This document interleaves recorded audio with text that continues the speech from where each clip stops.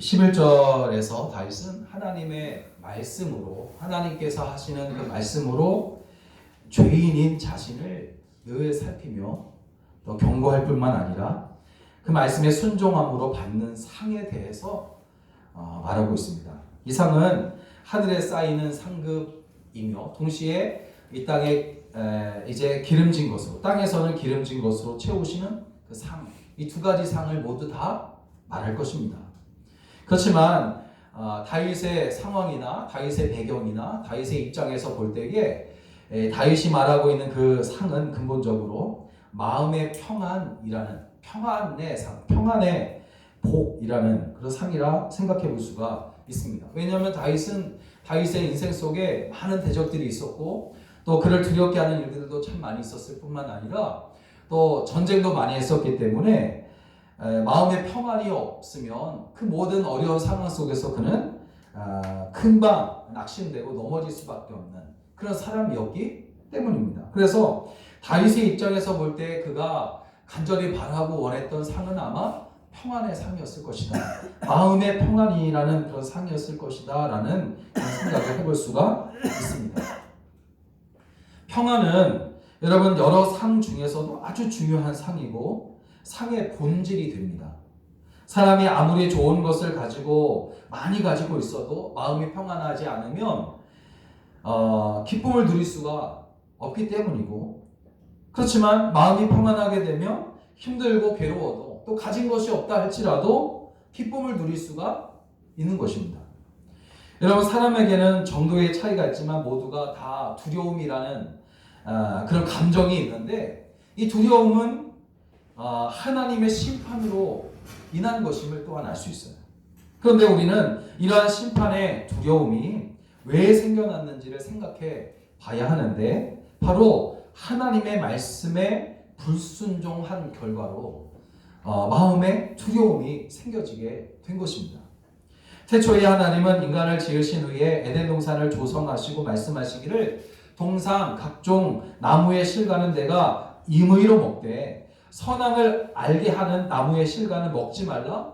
내가 먹는 날에는 정녕 죽으리라. 그렇게 말씀하셨어요. 따라서 인간은 하나님의 말씀에 순종하기만 하면 두려울 일이 없습니다. 그런데 태초에 인간은 하나님의 말씀에 불순종해서 선악을 알게 하는 나무의 실과를 따먹고 만 겁니다. 그리고 그 순간 그들의 마음에 두려움이 들어왔어요. 하나님의 심판이 있을 것이라고 생각했기 때문이에요. 하나님께서 분명히 먹지 말라고 그 말씀하신 그것을 그들이 먹었기 때문에 그것은 불순종이었단 말이에요. 주의 말씀에, 하나님의 말씀에 불순종이었어요. 그래서 정녕 죽으리라고 하는 그 심판이 자기들에게 이제 올 것이라는 그런 생각 때문에 그들의 마음은 두려운 겁니다. 평안이 사라졌어요. 그래서 그들은 동산 나무들 사이에 숨습니다.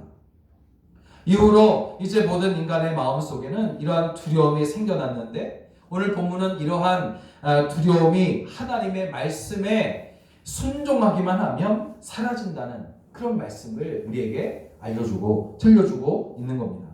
그러므로 우리가 여기서 알 수 있는 진리는 뭐냐면, 불순종함으로 인해서 평안을 상실하고 우리 마음 가운데 두려움이 찾아왔다면 이제 다시 그 평안을 찾는 것은 답이 정해져 있어요. 그것은 바로 하나님의 말씀에 대해 순종할 때에, 할렐루야, 주의 말씀에 순종하게 될 때 우리 가운데 마음에 평안이 찾아온다는 그런 말입니다. 시편 119편 165절을 보니까 주의 법을 사랑하는 자에게는 큰 평안이 있으니 그들에게 장애물이 없으리로다 말씀하고 있어요. 오늘 주의 법을 사랑한다는 것은 곧 말씀에 순종하는 것을 의미합니다. 오늘 사랑하면 순종하게 되어 있어요. 여러분, 하나님의 말씀을 사랑하여 순종하는 자에게는 그들의 죄로 인하여 잃었던 그 평안을 회복시켜 주십니다. 시편 29편 11절을 보니까 여호와께서 자기 백성에게 힘을 주시며 여호와께서 자기 백성에게 평강의 복을 주시리로다 말씀하셨어요. 여러분, 누가 하나님의 백성입니까? 바로 하나님의 말씀에 순종하는 사람이 바로 하나님의 백성인 줄로 믿습니다. 이사야 48장 18절을 보니까 슬프다. 내가 나의 명령을 듣지 아니하였도다. 만일 들었더라면 내 평강이 강과 같겠고 내 의가 바다 물결 같았을 것이다 라고 말씀하세요. 또한 오직 나를 듣는 자는 안연히 살며 재앙의 두려움 없이 평안하리라. 이 모든 말씀은 어떤 말씀입니까? 하나님의 말씀에 순종하게 될 때에 마음의 평안이 찾아오는 거예요.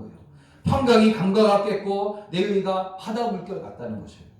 하나님의 말씀에 순종하기만 하면 두려움 없이 평안하리라. 할렐루야.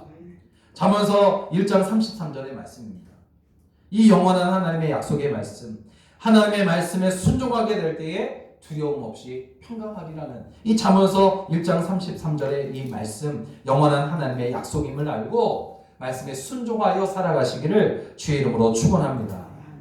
그렇다면 어떻게 하나님의 말씀에 순종하면 우리가 평안을 얻는데, 그럼 그 하나님의 말씀은 우리에게 마음의 평안을 어떻게 되찾아 주냐라는 거죠.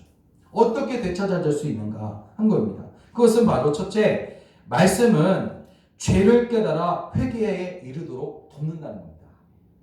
우리의 마음을 빼앗아는 것이 불순종이고 그 불순종이 죄라는 것이죠. 그 죄라는 것을 해결해야만 우리의 마음이 평안할 수 있는데, 그 마음의 평안을 죄를 해결하고 마음의 평안을 얻을 수 있게 하는 것은 바로 하나님의 말씀이라는 겁니다.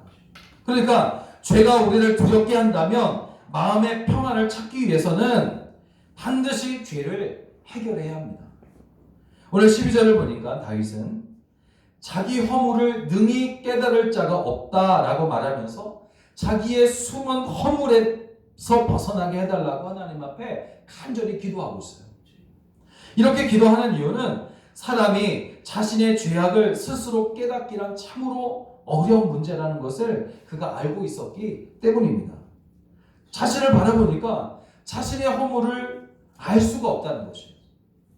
그래서 다윗은 자신도 알지 못하는 자기의 죄를 뭐라고 말하냐면 숨은 허물이라고 말하는 겁니다. 숨은 허물.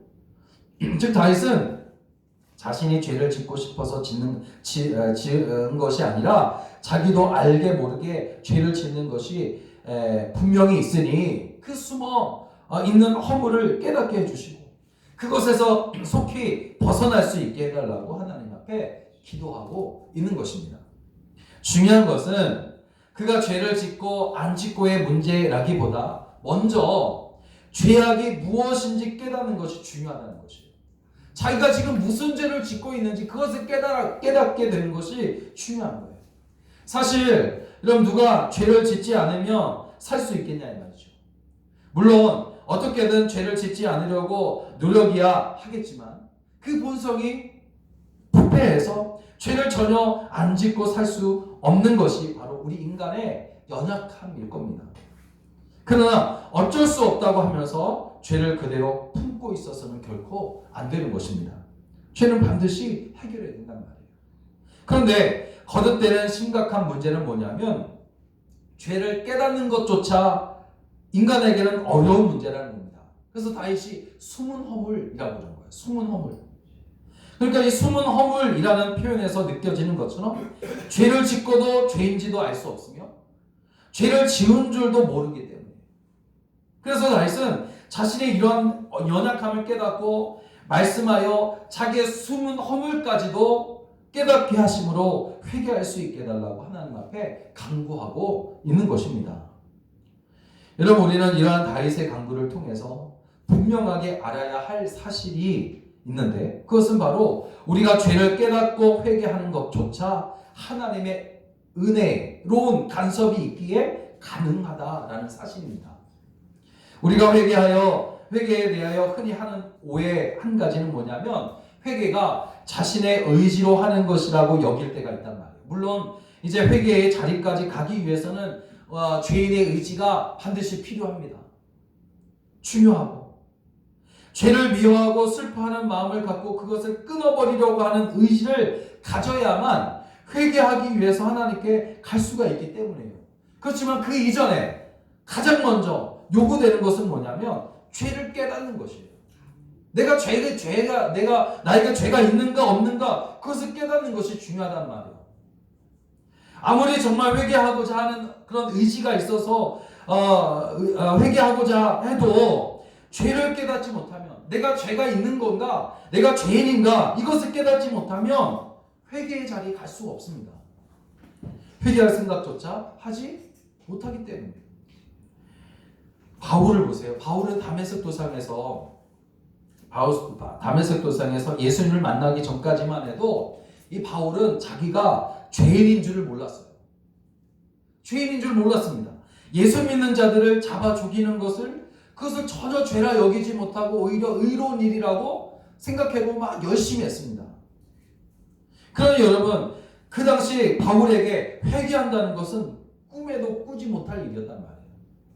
자기가 하는 일이 죄라는 것을 깨닫지 못, 죄라고 여기지 않았기 때문에 회개라는 것 꿈에도 생각지 못했어요.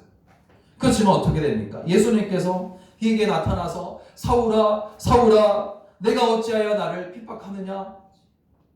말씀하시니까 드디어 그의 죄를 이제 그로 인해서 주님께서 그의 죄를 깨닫게 해주셨을 때에 그는 비로소 그 자리에서 굳꾸러져 회개하게 되는 겁니다. 이처럼 죄는 하나님의 깨닫게 해주시는 은혜가 없다면 회개할 수 없는 거예요. 회개의 자리까지 갈 수가 없어요. 다윗이 밧세바와 간음을 하지 않습니까? 그의 남편 우리아를 죽이는 파렴치한 죄를 범하고 1년 가까이 죄를 깨닫지 못해요. 다른 사람들은 다 압니다. 백성들은 다 아는 거예요. 그런데 다윗 자신은 몰라요. 죄를 깨닫지 못함으로 회개하지 못하다가 이제 하나님의 말씀을 가지고 찾아온 나단이 다윗을 책망하게 되니까 비로소 죄를 깨닫고 회개한 그 사실은 인간이 얼마나 죄를 깨닫기 어려운 존재인가를 보여주는 한 예입니다.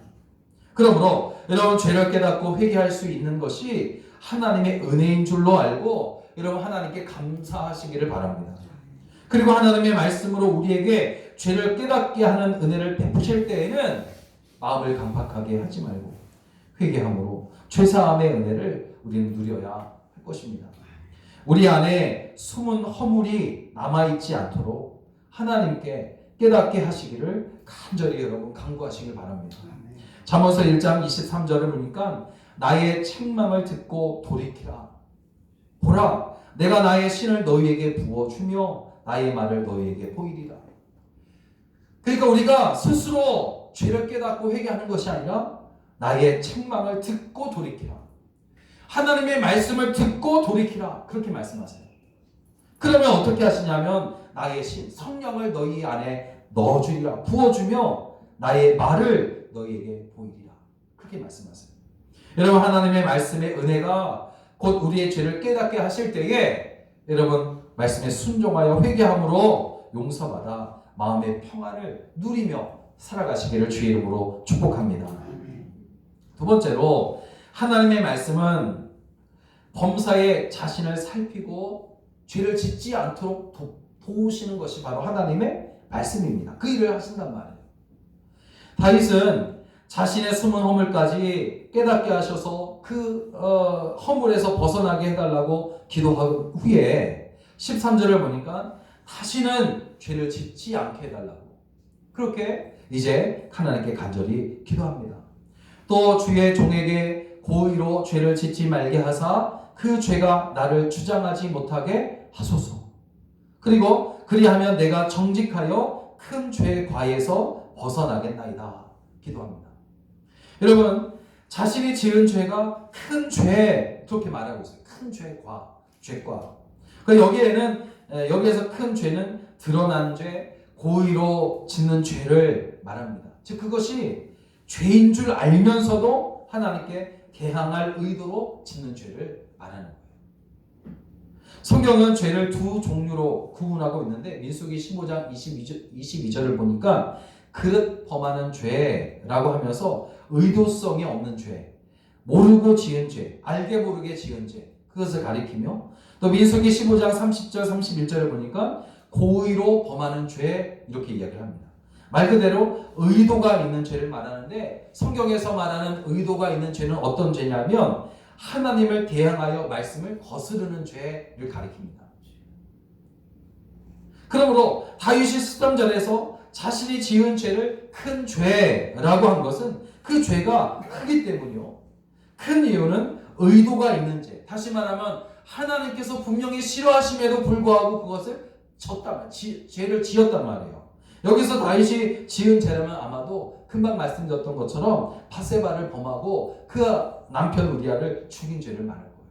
그것이 분명한 죄임에도 불구하고 하나님께서 싫어하시는 죄임에도 불구하고 그것을 했단 말이에요. 그것을 모를 리가 없단 말이죠. 죄인지를. 그럼에도 불구하고 죄를 범하는 거예요. 그게 큰 죄입니다. 그러므로 여러분 이 죄는 그야말로 용서받을 수 없는 큰 죄라 할 수 있어요.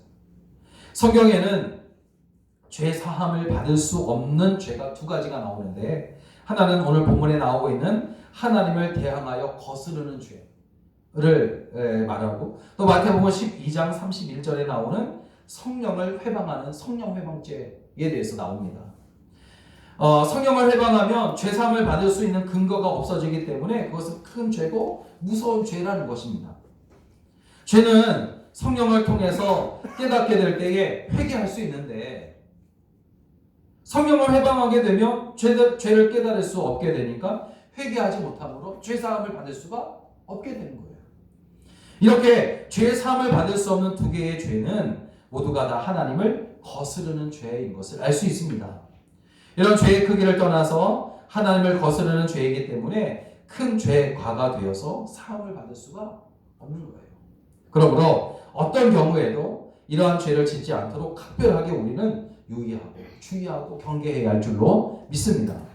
창세기 4장 7절을 보니까 내가 선을 행하면 어찌 얼굴을 들지 못하겠느냐 선을 행하지 아니하면 죄가 문에 엎드리느니라 죄의 소원은 내게 있으나 너는 죄를 다스릴지니라 그랬습니다. 여러분 죄는 회개함으로 해결할 수 있어요. 그러나 죄는 언제든지 우리가 경계를 느슨히 하게 되면 평안을 빼앗아가고 두렵게 만들 수 있어요. 그러므로 항상 하나님의 말씀으로 자신을 살피고 또 간구함으로 큰 죄를 짓지 않게 되시기를 주의 이름으로 부탁을 드립니다. 혹시 죄를 지었을지라도 우리의 죄를 깨닫게 하시는 성령 하나님의 그 깨닫게 하시는 은혜를 날마다 여러분 사모하시기를 주의 이름으로 부탁을 드립니다. 그래서 회개함으로 죄의 사함의 은혜를 받아서 여러분 마음의 평안을 항상 누리며 그렇게 살아가시기를 주의 이름으로 축원합니다. 마지막으로 하나님의 말씀은 의지하는 그 사람의 마음을 지켜준다는 거예요. 하나님의 말씀. 여러분 하나님의 말씀에 의지하면 하나님은 그 마음을 지켜주셔요. 14절을 보니까 다윗은 자신의 말과 마음의 묵상이 주님 앞에 연락되기를 원하나이다 노래하고 있어요. 연락이라는 말은 아무 때나 사용되는 말이 아니거든요. 이 말은 희생제사를 통해서 하나님께 상달되는 것을 나타내는 말이 바로 연락하는 것이에요. 연락. 즉 다윗은 자신의 말과 마음의 묵상이 그냥 드려지는 것이 아니라 마치 희생제사를 드리는 것처럼 하나님께 상달되기를 소망하고 있어요. 다윗이 하나님께 상달되기를 바라는 것들을 보면 마음의 묵상이라는 말, 마음의 묵상 이것이 하나님께 연락되기를 바라고 있습니다. 마음의 묵상이라는 말은 마음의 모든 생각을 말하는 것이에요. 그리고 말은 마음의 생각을 언어를 통해서 밖으로 표현되어져 나오는 것이 바로 말이잖아요. 그런데 단순히 말만이 아니라 여기서 말은 외적인 모든 행위를 말합니다.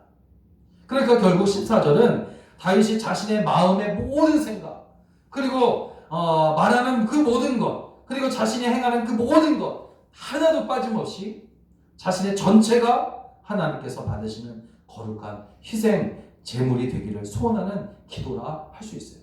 이것은 무슨 말이냐면 결국 다윗은 하나님께 모든 것을 자신의 모든 것을 다 의지한다 그런 말인 겁니다.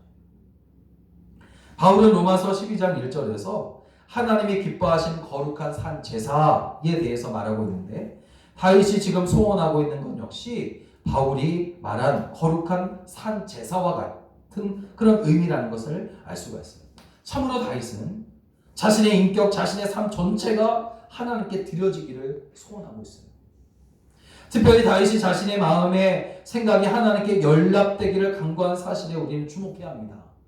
마음의 생각은 겉으로 드러나지 않잖아요. 그래서 사람은 마음과는 다른 거짓으로 행할 수가 있어요. 겉으로 보면 정말 천사 같은데 그 마음은 악마 같아서 그런 마음을 가진 사람은 다른 사람이 보지 못하는 은밀한 곳에서 악을 행하려 합니다. 그러니까 마음의 생각은 반드시 겉으로 드러나게 되어 있기 때문에 거짓으로 포장되어 있는 위선적인 사람은 사람이 보는 곳에서는 선하게 행하다가도 사람이 보지 않으면 악인으로 돌변해서 악행을 저지르게 되어 있어요. 다윗은 그와 같은 위선자가 되기를 거부합니다. 그는 자기의 마음의 생각까지도 하나님께 연락될 만큼 거룩해지기를 간절히 소원하고 있어요. 왜냐하면 하나님께서 사람의 마음까지도 감찰하시는 분이라는 것을 깨달아 알고 있었기 때문입니다. 정말 다윗은 하나님께 연락되는 제사에서 마음이 절대로 빠져서는 안 된다는 것을 알았던 사람이에요. 그는 하나님 앞에 나아가는 가장 중요한 요소가 마음이라는 것을 항상 그는 노래합니다. 시편 34편 18절을 보니까 여호와는 마음이 상한 자에게 가까이 하시고 중심에 통회하는 자를 구원하시는도다. 또 본문에서 자신의 마음에 생각하는 바가 주님께 연락되기를 원한다고 한 말을 통해서 그가 얼마나 자신의 마음을 정결하고 깨끗하게 지키려고 했는가를 알 수 있어요. 만약 다윗이 복수심이나 질투심 내지는 여러 가지 죄악으로부터 마음을 지키지 못했다면 자기 마음이 주님께 연락되기를 원한다고 자신 있게 그는 말할 수 없었을 겁니다. 오늘 성도는 어떤 사람이어야 할까라는 생각을 해봤어요. 오늘 성도들은 어떤 사람이어야 할까? 바로 마음을 잘 지킬 줄 아는 사람이 되어야 할 줄로 믿습니다. 자신의 마음을 지킬 줄 모르는 자는 결국 신앙도 지킬 수 없게 되는 거예요. 잠언서 4장 23절에 말씀하잖아요. 무릇 지킬 만한 것보다 더욱 너의 마음을 지키라. 생명의 근원이 이에서 남이니라. 어려운 자에게 사랑을 베풀기 원하는 자는 먼저 남을 사랑하고자 하는 마음을 가져야 되는 것은 당연한 일이요. 사랑의 마음을 먹지 않는데 어찌 예수님의 사랑이 실천될 수 있겠습니까? 남을 해하는 자는 먼저 타인을 미워하는 마음을 먹고 나서 악행을 실천합니다. 그러므로 마음을 지키는 것이 더욱 중요한 거예요. 물론 누구나 마음속에 남을 미워하는 생각이 들 수는 있습니다.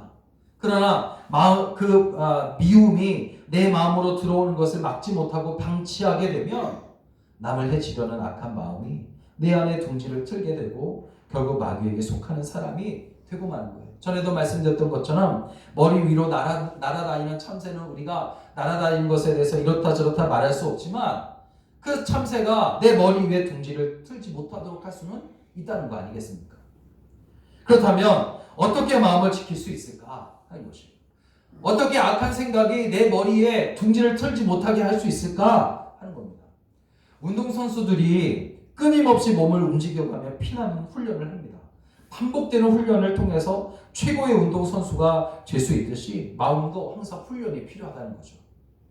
비록 내가 지금은 사람들을 사랑하고 있지 않더라도 하나님의 말씀에 이웃을 내 몸과 같이 사랑하라 하는 그 말씀에 근거해서 자신의 심령을 훈련시키는 자는 그리스도의 사랑이 마음속에 결국에는 자로잡아서 사랑하는 사람이 될 수가 있다는 것입니다.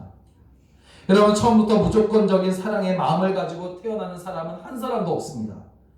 또한 한 번 은혜를 받았다고 해서 어느 날 갑자기 사랑이 아주 충만한 그런 사람으로 돌변하는 것도 아니에요.